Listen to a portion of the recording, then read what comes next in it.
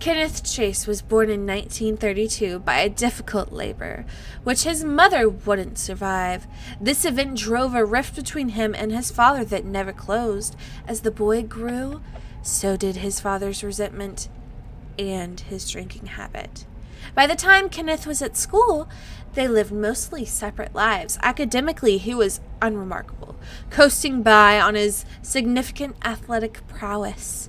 He grew tall and strong, excelling at track events, but shunned any attempts to coax him into team sports. On his walk home from school, he would often find feathers on the ground, and he soon began a collection, keeping them in a cigar box under his bed, with his father either at work or in an alcohol-induced stupor. Kenneth had hours to spend alone, transfixed by the regularity of the feathers, barbs, and feelings the softness as he ran them over his lips. Watching the birds that came to the feeder in his garden, he imagined how soft they must be and resolved to catch one. He ingratiated himself with the local dentist, soon procuring some anesthetic. Using this, he rigged up a trap on the feeder that he hoped would knock out a bird long enough that he could touch it.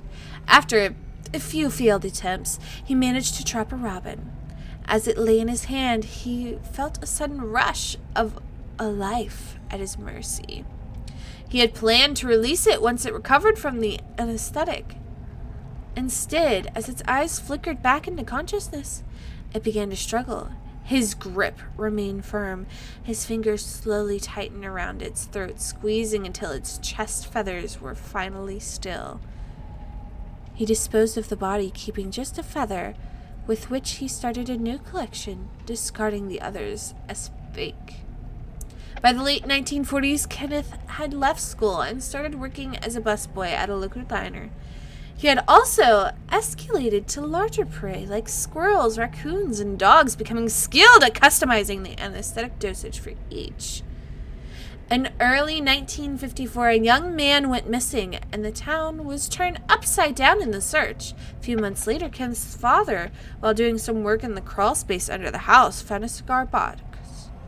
He broke it open and saw to his horror that it contained feathers, animal paws, and a man's finger. Returning from work, Kenneth saw his father leaving the crawl space with a cigar box in his hands. He turned on his heel and never went home again. After a few weeks of living rough, he encountered a traveling circus and, with his prodigious strength, was hired to work the ropes. He assumed a new name, Jeffrey Hawk. Suddenly surrounded by a close-knit community, Jeffrey had to learn to socialize. He donned a new personality like a disguise, quickly becoming known as charming and helpful, and was welcomed into his new family.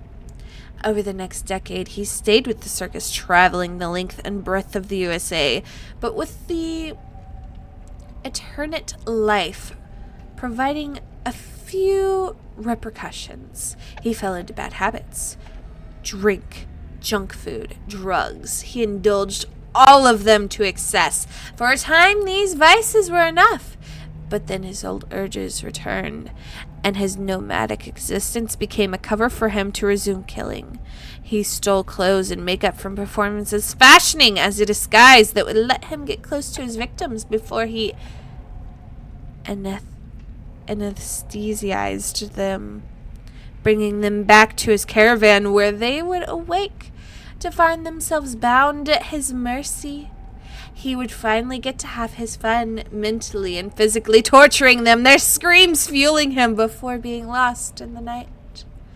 Once their strength was at its lowest, he would carefully examine their fingers, searching for the prettiest, running them over his tongue to find the tastiest. Once he found the best, he would cut it from their hand and proudly add it to his collection, disposing of the rest of the body as pointless waste. Men, women, young, old, he didn't care.